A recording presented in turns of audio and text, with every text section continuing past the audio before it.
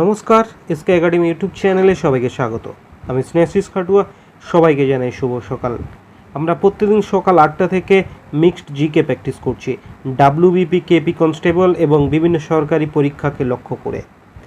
মাথায় রাখতে হবে, এবার কিন্তু তোমাকে একটা সিট দখল করতেই হবে। তার জন্য চাই সঠিক পরিশ্রম ও অধ্যবসায়। পরীক্ষার সঠিক প্রস্তুতির জন্য এসকে একাডেমি ইউটিউব চ্যানেলের ক্লাসগুলো তোমাকে ফলো করতেই হবে। এসকে একাডেমি ইউটিউব চ্যানেলে জিকে ক্লাস থেকে তোমরা কোশ্চেন কমন পাচ্ছ। চ্যানেলে যারা নতুন আছে অবশ্যই চ্যানেলটি সাবস্ক্রাইব করো। চলো আজকের ক্লাসের প্রথম কোশ্চেন আমরা দেখব। 1 নম্বর কোশ্চেন, রাওলাট আইন কত সালে প্রণীত হয়? অপশান এতে আছে 1917, বি 1919, সি 1921, ডি 1923। রাওলাট আইন প্রণীত হয় অপশান বি 1919 সালে। দিনটাও মাথায় রাখো, 1919 সালে 18ই মার্চ। রাওলাট আইনকে কিন্তু ব্ল্যাক বিলও বলা হয়। আজকের ক্লাসে দ্বিতীয় কোশ্চেন, পাকিস্তানের ধারণা প্রথম কে ভাবেন? অপশান এতে আছে Mohammad Iqbal, B Rahmat Ali, C Aga Khan, D Ali Jinnah. সঠিক উত্তর অপশান বি রহমত আলী। 3 নম্বর কোশ্চেন, কোন দিনকে মুসলিম লীগ প্রত্যক্ষ সংগ্রাম দিবস বলে ঘোষণা করেন? অপশান এতে আছে 3রা সেপ্টেম্বর 1946 সালে, বিতে আছে 16ই আগস্ট 1946 সালে, সি 16ই মে 1946, ডি 4ই ডিসেম্বর 1946। সঠিক উত্তর অপশান বি 16ই আগস্ট 1946 সালে। 4 নম্বর কোশ্চেন, নেহেরু একজন দেশপ্রেমিক, জিন্নাহ একজন রাজনীতিবিদ, কে বলেছিলেন? উক্তিটি কার? অপশান এতে আছে Maulana Azad, B Mahatma Gandhi, C Mohammad Iqbal, D Abdul Ghaffar Khan. সঠিক উত্তর উক্তিটি অপশান সি মোহাম্মদ ইকবালের। 5 নম্বর কোশ্চেন, কে শ্রম প্রকাশ সংবাদটি শুরু করেন? অপশান এতে আছে দয়ানন্দ সরস্বতী, বি রাজা রামমোহন রায়, সি ঈশ্বরচন্দ্র বিদ্যাসাগর, ডি সুরেন্দ্রনাথ ব্যানার্জি। সঠিক উত্তর শ্রম প্রকাশ সংবাদটি শুরু করেন অপশান সি ঈশ্বরচন্দ্র বিদ্যাসাগর। সোমপ্রকাশ সংবাদটি 1858 সালে কলকাতায় প্রকাশিত হয়। ঈশ্বরচন্দ্র বিদ্যাসাগর সোমপ্রকাশ সংবাদটি ভেবেছিলেন, কিন্তু শুরু করেছিলেন দ্বারকানাথ বিদ্যাভূষণ। 6 নম্বর কোশ্চেন, সাইমন কমিশন প্রতিবেদন আবর্জনা স্তূপে নিক্ষেপ করা উচিত, উক্তিটি কার?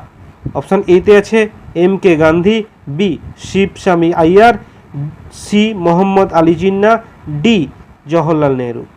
সঠিক উত্তর অপশান বি শিবস্বামী আইয়ার। 7 নম্বর কোশ্চেন, তিস্তা নদীর পূর্বভাগ যে নামে পরিচিত? অপশান এতে আছে Terai, B Duars, C Tal, D Diara. সঠিক উত্তর তিস্তা নদীর পূর্বভাগের নাম অপশান বি ডুয়াস। তিস্তা নদীর পশ্চিম ভাগের নাম তাহলে কি হবে? পশ্চিম ভাগের নাম অপশান এ তোরাই।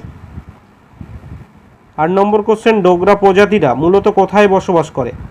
অপশান এ পরিপঞ্জাল অঞ্চলের দক্ষিণ দিক থেকে, বি কাশ্মীর উপত্যকা, সি কাশ্মীরের উত্তর সমভূমি, ডি পুঞ্জ অঞ্চল। ডোগরা প্রজাতিরা মূলত কোথায় বাস করে? অপশান এ পরিপঞ্জাল অঞ্চলের দক্ষিণ দিক থেকে কতদূর পর্যন্ত বিস্তৃত? পাঞ্জাবের সমভূমি পর্যন্ত বিস্তৃত। 9 নম্বর কোশ্চেন, অন্ধের নাগরিক কে রচনা করেছিলেন? Option A Premchand, B Bharatendu Harishchandra, C Kishan Chander, D মূলকরাজ আনন্দ। অন্ধের নাগরিক রচনা করেছিলেন অপশান বি ভরতেন্দ্র হরিশ্চন্দ্র। কত সালে? 1881 সালে। তিনি বেনারসের হিন্দু ন্যাশনাল থিয়েটারের জন্য একদিনে একটি রচনা করেছিলেন। 10 নম্বর কোশ্চেন, টোটো কথাকার আদিম উপজাতি? Option A Arunachal Pradesh, B Orissa, C Paschimbanga, D Tamil Nadu. সঠিক উত্তর অপশান সি পশ্চিমবঙ্গ। টোটো উপজাতিরা পশ্চিমবঙ্গের কোথায় বাস করে? আলিপুরদুয়ার জেলার উত্তর প্রান্তে ভুটান সীমান্তে তোর্ষা নদীর ধারে এদের বসবাস। 11 নম্বর কোশ্চেন, সঞ্জীবনী সংবাদপত্রের প্রকাশককে? আচ্ছা, সঞ্জীবনী কিন্তু বাংলা সাপ্তাহিক পত্রিকা। অপশান এতে আছে মতিলাল ঘোষ, বি সুরেন্দ্রনাথ ব্যানার্জি, সি কৃষ্ণকুমার মিত্র, ডি যোগেন্দ্রচন্দ্র বোস। সঠিক উত্তর সঞ্জীবনী সংবাদপত্রের প্রকাশক ছিলেন অপশান সি কৃষ্ণকুমার মিত্র। কৃষ্ণকুমার মিত্র ব্রাহ্মণ সমাজ ও স্বদেশী আন্দোলনের নেতা ছিলেন। অপরধারে তিনি একজন লেখকও ছিলেন। তার উল্লেখযোগ্য গ্রন্থগুলি হল মোহাম্মদ চরিত ও বুদ্ধ চরিত। এগুলো একটু মাথায় রাখবে। চলো 12 নম্বর কোশ্চেন, কোন জায়গাটি ভারতের সাংস্কৃতিক গ্রাম নামে পরিচিত? Option A Pimpri Maharashtra, B Prayag Uttar Pradesh, C Mattur Karnataka, D Korba Chhattisgarh. সঠিক উত্তর option C Mattur Karnataka. 13 number question, Mahakali Pathshala কে তৈরি করেন? অপশান এ রামাবাই Ranade, B Mataji Tapasvini, C Anandibai Bhagat, D Anandibai Karve. সঠিক উত্তর মহাকালী পাঠশালা স্থাপন করেছিলেন অপশান বি মাতাজি মহারানী তপসিনী। তিনি নারী শিক্ষার অন্যতম শক্তিশালী প্রবক্তা ছিলেন। মাতাজি মহারানী তপসিনী কলকাতায় মহাকালী পাঠশালা স্থাপন করেছিলেন 1893 সালে। 14 নম্বর কোশ্চেন, কার আমলে সিহাই কালাম পদ্ধতি প্রচলিত হয়? Option A Akbar, B Aurangzeb, C Jahangir, D Shah Jahan. সঠিক উত্তর অপশান সি জাহাঙ্গীর। 15 নম্বর কোশ্চেন, ভারতের সর্বোচ্চ সাহিত্যের পুরস্কার কোনটি? Option A Jnanpith, B Bharat Ratna, C Rabindra পুরস্কার, ডি সাহিত্য একাডেমি পুরস্কার। সঠিক উত্তর ভারতের সর্বোচ্চ সাহিত্যের পুরস্কার অপশান এ জ্ঞানপীঠ। এটি প্রচলিত হয়েছিল 1961 সালে।